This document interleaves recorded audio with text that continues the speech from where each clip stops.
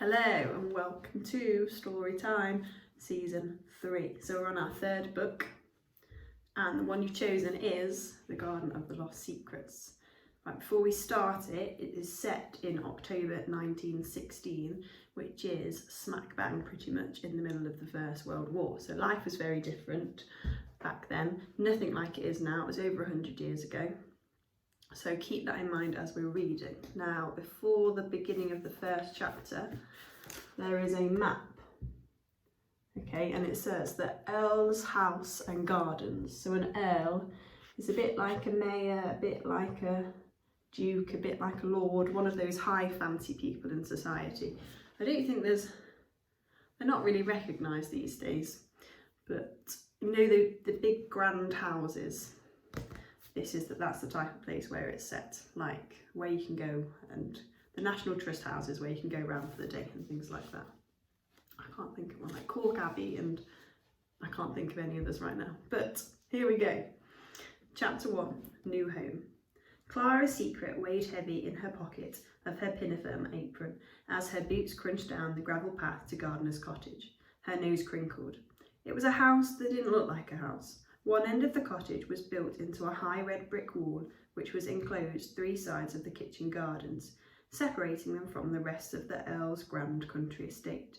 A brown door was fitted into the wall at an angle, like a picture which had been given a gentle push to the right and never been straightened. Above it, a diamond-paned window gaze, which, like a watchful eye over the sloping patchwork of the vegetable plots, tumble-down scarecrows and apple trees weighed with fruit. Mrs. Gilbert, the Earl's housekeeper, trudged up the path ahead of Clara. Her wavy speckled with grey hair was pinned neatly under her cloth hat. Clara patted at her own hair. Her auburn curls fell messily over her shoulders. Was that why Mrs. Gilbert's forehead had puckered when she'd arrived? Clara turned and stared into the gardens. They were larger than the largest park in her hometown, sloped this way and that as the ground could not make up its mind on which way to go. Along the southern perimeter of the garden there was no walled boundaries, but there was a small lake which shimmered in the early October sun. 4 glass hothouses of varying sizes, hothouses like greenhouses, stood in the centre. Condensation seamed up the large windows, fat leaves pressing against them like they were trying to escape. A man with a stooped back was whistling loudly and out of tune as he pushed a barrow load of burnt orange pumpkins and green marrows along the path between the hothouses towards her. 2 younger men were chatting in the orchard, the rise and fall of their voices chiming with the soft thud of apples as they dropped them into wicker baskets. To her left, another man was huffing and puffing as his fork turned over the soil in the planting bed. Just then, the man pushing the barrow saw Clara looking and gave her a cheery wave. She was about to wave in reply to Mrs. Gilbert when Mrs. Gilbert's voice, tight with irritation, rang across the gardens. "Come along, Clara!" The man with the barrow lowered his head and walked on. Mrs. Gilbert opened the brown door. It was unlocked. Clara's throat tightened, as did her grasp on her secret as she followed Mrs. Gilbert into the dingy hallway. Clara swallowed and put her small case down on the tiled floor. At the end of the hall stood a man whose coal-black bushy hair tickled the low cottage ceiling. He pushed a notebook and stubby pencil into his trouser pocket and gave Mrs. Gilbert a soft look filled with the words which Clara didn't understand. He sighed. Sorrow? Disappointment? Something else entirely? Whichever it was, Clara was certain it was somehow connected with her arrival. "You remember Mr. Gilbert, my husband?" Mrs. Gilbert said in her thin voice. Clara nodded and did her best to force her lips into a smile. It had been 1930 when the Gilberts had last been to visit Clara and her family in Kent. Sorry. That was 3 years ago, and she had only a handful of memories of this man whose ruddily mingled middle-aged cheeks told a story of a life spent outdoors working as the head gardener of the Earl's escape. A piggyback ride around the park on a blustery day, the telling off from her mother when she and Mr. Gilbert had dipped their fingers into the pan of still-warm blackcurrant jam, the deep grooves in his cheek from his near-permanent smile. Clara swallowed. The grooves were still there, but the smile wasn't. "Hello?" she said. Her voice was dry and cracked after her 2 long train journeys, so we're going to guess that Clara has been sent away. The words have gone from my head. Like evacuated, an evacuee child. Mr. Gilbert nodded. He stood and looked at Clara for a few seconds. "Welcome," he said. His voice reminded Clara of his mother's coconut cake, slightly gritty but edged with softness. He opened his mouth as if to say something else, then, apparently thinking better of it, he turned, his hair gathering a drifting cobweb on the ceiling, perhaps a dead fly too, and disappeared through another door at the end of the hall. The sound of the cupboard doors opening and shutting, a table being laid for tea, made Mrs. Gilbert purse her lips and fiddle with the cuffs of her navy woolen jacket. Clara glanced at the remains of the cobwebs swaying in the breeze from the still open front door behind her. It wasn't the welcome her parents had said she would get, or that she was expecting. Her shoulders sagged. "Keep away from the woods. The Earl is allowing the Suffolk Rifle Regiment to camp there. Do not distract the housemaids or gardeners with idle chit-chat. Under no circumstances are you to go near the Earl's hothouses or summer house, or speak or make eye contact with the Earl if you see him.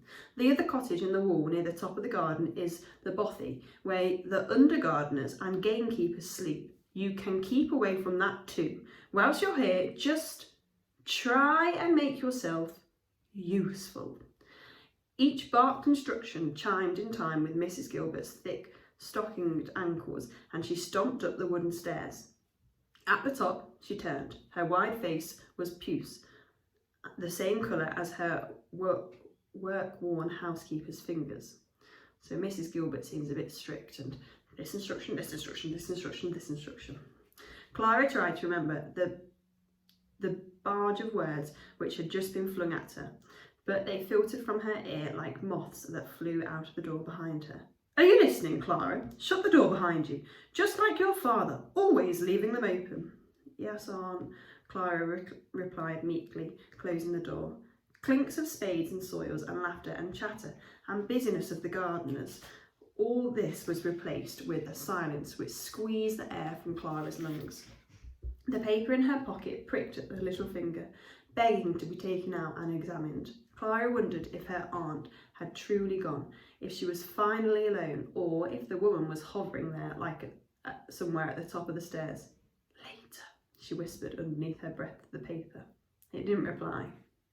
"You may call me Mrs. Gilbert," Mrs. Gilbert said in a voice so low it seemed to slither down the stairs and curl around Clara's feet like a snake. Clara clenched her toes until they ached, wishing the snake would disappear. "I'll show you to your room," Mrs. Gilbert said, her voice still sour but less serpent-like than before. Pushing her secret deeper within the folds of her pocket, Clara gritted her teeth, picked up her small suitcase and followed Mrs. Gilbert upstairs.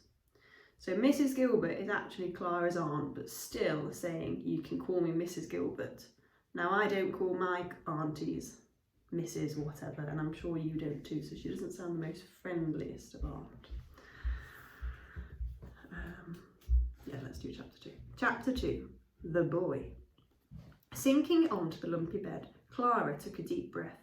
She thought of father's back, straight as the rail, and the shock of dark, wavy hair that mother was always trying to flatten. It seemed impossible that her father and this Mrs. Gilbert were related, yet somehow they were.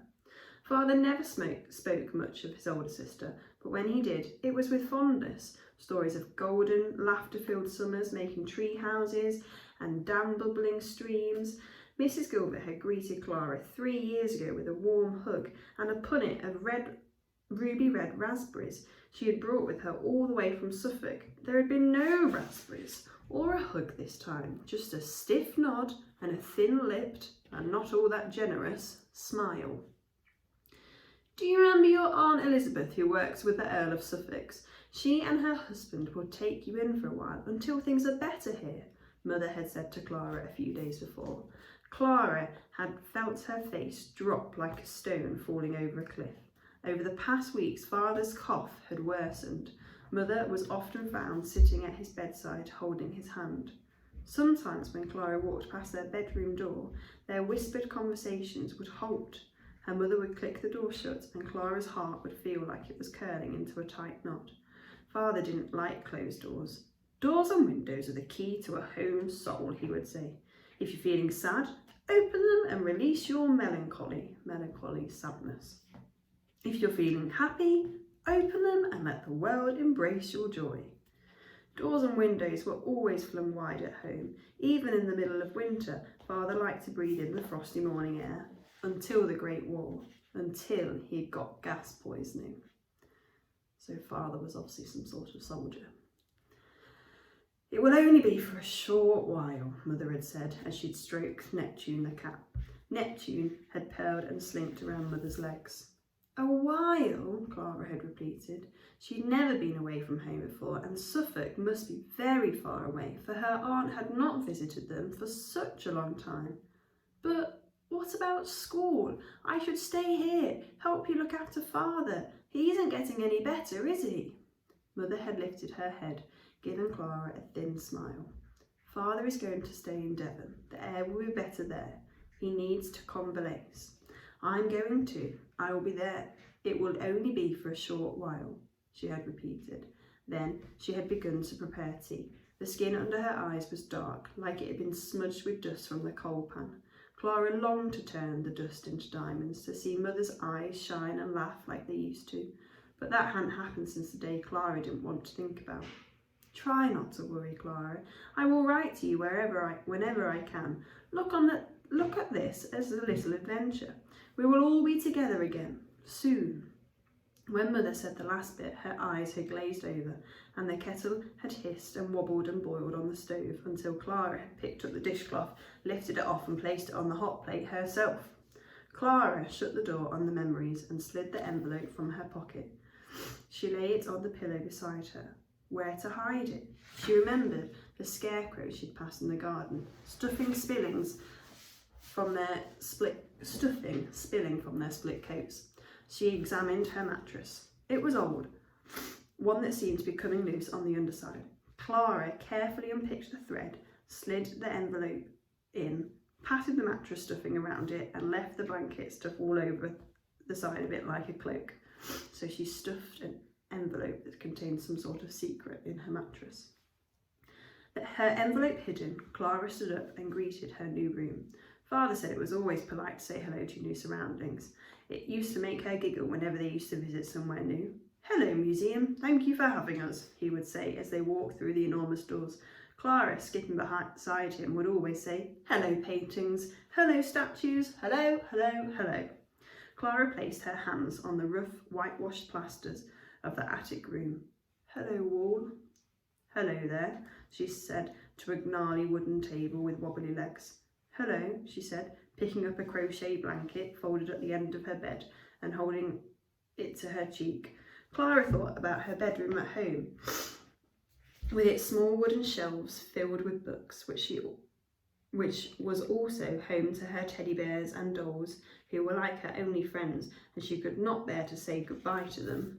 She had not brought many things from home: her worn copy of The Jungle Book, some writing paper, a nib pen and a bottle of ink so she could write to her mother and father.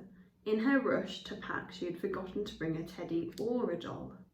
A lump leaped to her throat as she thought about her stuffed friends sitting at home, waiting for her return. Her own house had only one flight of stairs, and the bedrooms were so close together that the voices of her family were never far away. As the silence of the attic surrounded her, she had a strong sense that things would be different here. Taking a deep breath, she looked up at the grainy attic beams and the ceiling, which slanted so steeply she could only stand upright in the centre of the room.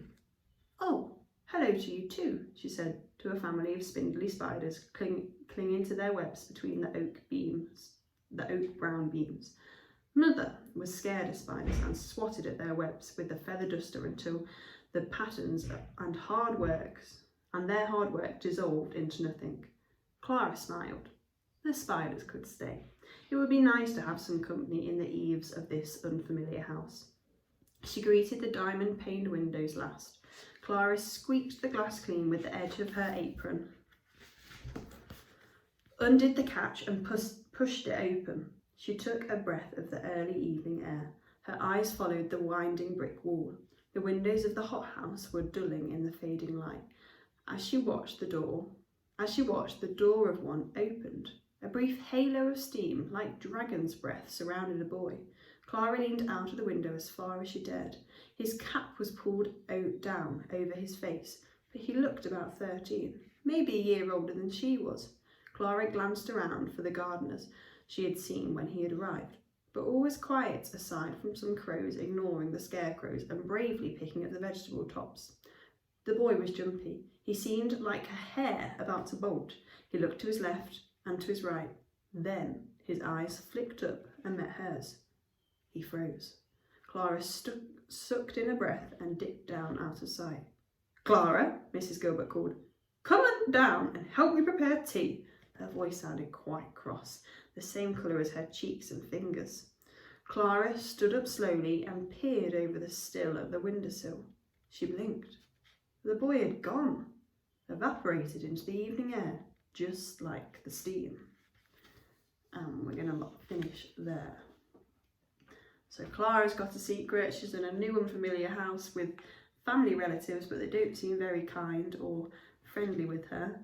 Mr. Gilbert seems better, but a bit reserved and, I don't know, a bit saddened by it all. And then all of a sudden there's a mystery boy. So we'll see about that, okay? See you tomorrow.